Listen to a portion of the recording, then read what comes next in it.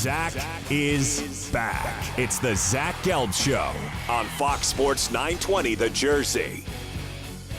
Welcome back. Time in the Princeton Orthopedic Associates Studios is 5:17. Zach Gelb Show rolling along here on Fox Sports 920 The Jersey. Big news today is that Matt Harvey is weighing possible season-ending surgery. And now joining us on the hotline, a correspondent from MLB.com, and that is Richard Justice. Richard, Zach Gelb, thanks for a few minutes, and how are you? I'm good. Thank you for having me. Well, thank you so much for coming on. So the big news today is with Matt Harvey, as he's possibly weighing some season-ending surgery, thoracic outlet syndrome, and there's two options. One, he'll either get the surgery and he'll be out for the rest of the season, 3 to 4 months, or he cannot get the surgery, but it's not considered as effective. What do you know about thoracic outlet syndrome? I know you're not a doctor, and do you believe that Harvey will probably get the surgery? Well, first, we know that Scott Boras has the best doctors in the country looking at it, and everything that I've heard from medical people is that it's best to have it.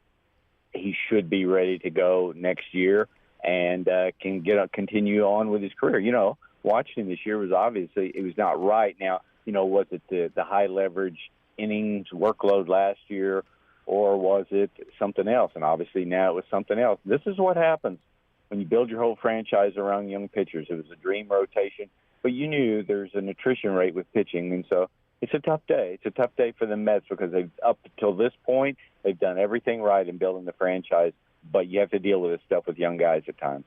4-10 with the 4.86 ERA this year for Matt Harvey, who was really the king of this town at the All-Star game a few years ago, getting the start at Citi Field, and then he had the big game in the World Series, and then it was an unfortunate ninth inning. I was at that game, and you take a look at that Mets rotation like you were talking about. They've had some concerns with Noah Syndergaard, Steven Matz, DeGrom starting to look like his old self, and Bartolo is continuing to dominate at the age of 43. But the big question is, can the Mets get back to the World Series without Matt Harvey?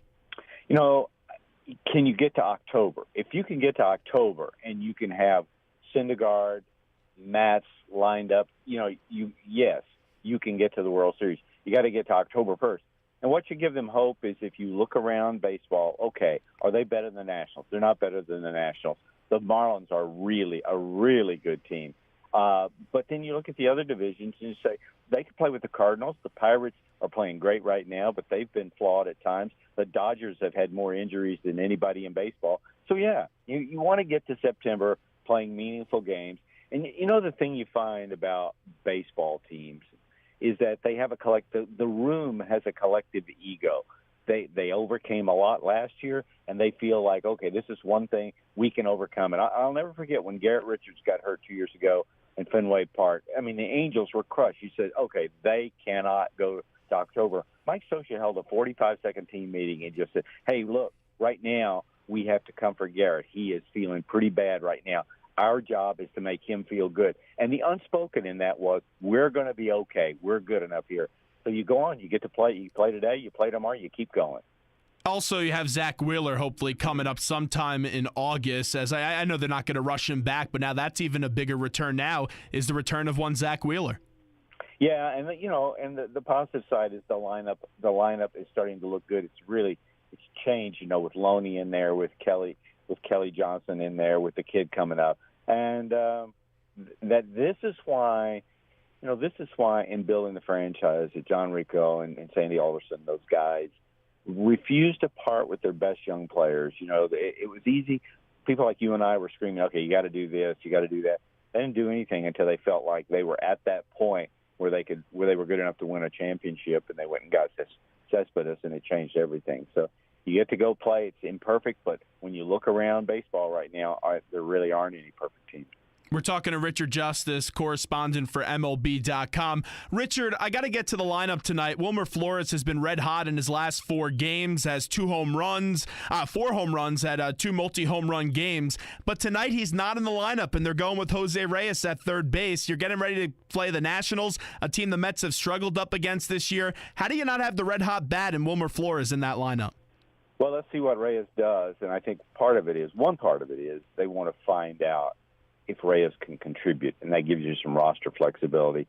But I agree with you in that it seemed awkward in that Flores had really come into his own playing third base, and the lineup looked really good. Nemo had a couple of good games. So, but you have to trust Terry Collins on something like that. Let's see how it works out.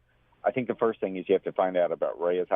It was an odd promotion in that in Toronto, his defense declined dramatically. Now, playing third base, I understand it's not playing short. Maybe the turf took something out of it. But I do think they want it. The season, we're just starting the second half of the season. And I think they want to find out, can Reyes contribute? And then what do you do from there? Does that give you flexibility to go make another move? And I don't think that Wilmer Flores is a long-term answer, but you take a look yesterday. Loney was supposed to get the day off, and then Cabrera had to get scratched, so they put Reyes at short, and then you had Flores at third base. When Wilmer Flores is this hot, why wouldn't you just sit Loney tonight? That's just the one thing I still don't get, is they had an option to just give Loney a night off, and they elected not to. Yeah, let's see how it works out. I tend to not quibble with lineup combinations because we're talking maybe a 25% chance versus a 27% chance. And what the Mets have done these last couple of years, Cespedes notwithstanding, is a lot of small moves. You don't pay a big price for a Kelly Johnson, for a James Loney, for guys like that. But a bunch of those small moves add up, and Terry Collins has a lot more lineup flexibility. So, hey, they may score 12 runs tonight. You never know. And let's also just say this. How about if, Reyes doesn't work out? The worst case, he's just a utility player. And right. I think that Reyes could still add something to this team. I'd rather see Reyes coming off the bench than Alejandro De Aza. But let's say if Reyes doesn't work out, and I know that the Mets have not been so aggressive and they wait just like everything you're saying, is it worth it right now with the team that they have to go on out there and maybe bring in a bat like a Danny Valencia to play third base? Or maybe if the White Sox continue to fall, you bring in a guy like a Todd Frazier. Would that be worth it if you're looking at the Mets right now? I think the price on Frazier may be a little bit high, but yeah, I don't think the lineup is the focus of what Sandy and those guys are looking at now. I think you got to get through. You got to feel comfortable. You got to take care of the rotation first, and then worry about everything else. You got the rotation taken care of. There will be enough options over the next month in terms of the lineup. Who's a possible name? And I know you have a lot of time from now until August 1st, but it's funny the way that you look at the pitching and everyone complains I'm talking about the lineup, but the Mets may need to go on out there and get a veteran arm to go help them out there, especially with you don't want to rush Wheeler, and then you have a situation with Harvey possibly being done for the season. Well, no, the guys that are being marketed right now, Jake Odorizzi, you probably could talk about Matt Moore, two guys in Tampa. San Diego's listening on Drew Pomeranz. Does Andrew Cashner listen? Would you? How much would you give up for a rental like that? Sonny Gray will be in play, although I don't. He's struggling some at this point. I don't know that Arizona would listen on any of their young guys.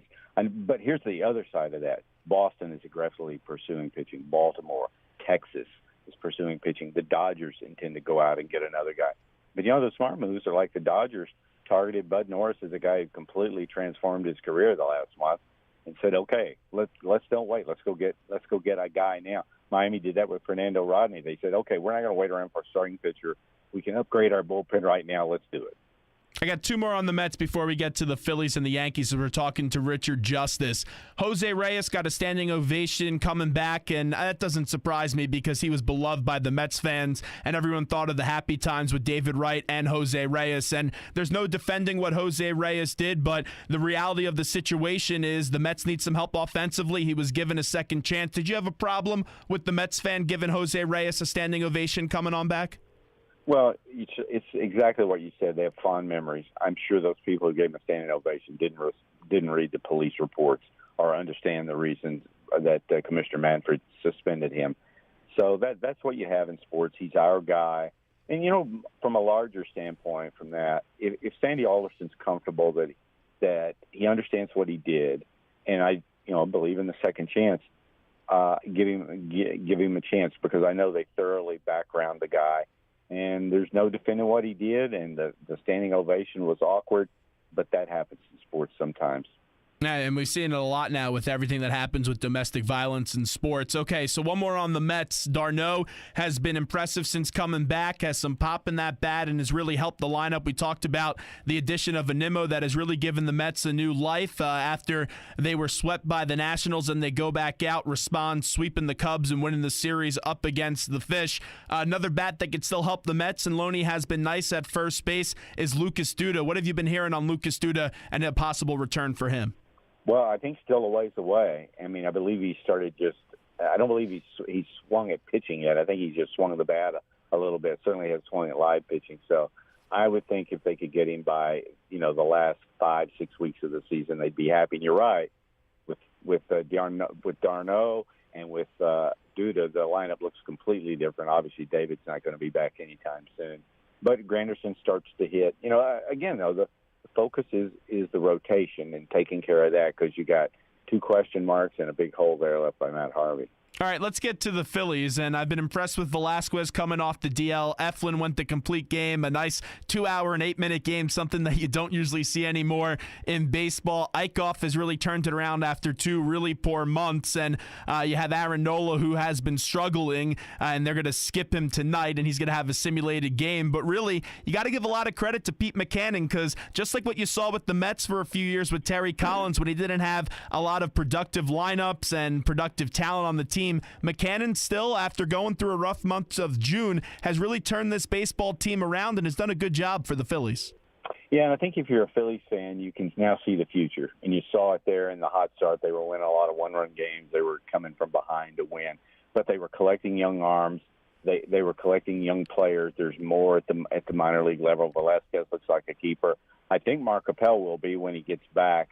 And that's what you do. They're in the point of, okay, we know who we are, we know where we're going, we know how we got to get there, and we got to get there by just don't worry about short term, worry about long term, and they've done a good job. I mean, I watched them a lot early in the season when they were winning, and they were fun. You could see confidence building. I thought they might hang in there, but there just were too many offensive challenges. And Franco's really starting to come together. He's had 4 straight home runs in the last 4 games, so that's something nice to see, his confidence getting back up there before they head into the All-Star break after a 4-game series up against the Rockies in Colorado. And just getting back to the pitching, Aaron Nola, he was good to start the season, but his last few starts out, they've been concise starts. They're going to skip him, like I said. Do you have the confidence in Bob McClure and Pete Mackanin to get Nola going back in the right direction? Yeah, absolutely. And part of what he's got to do is learn the grind of the 9-month season and getting ready to play. And those guys have been through it time and again. And you're going to see it with all those guys, and those guys at AAA.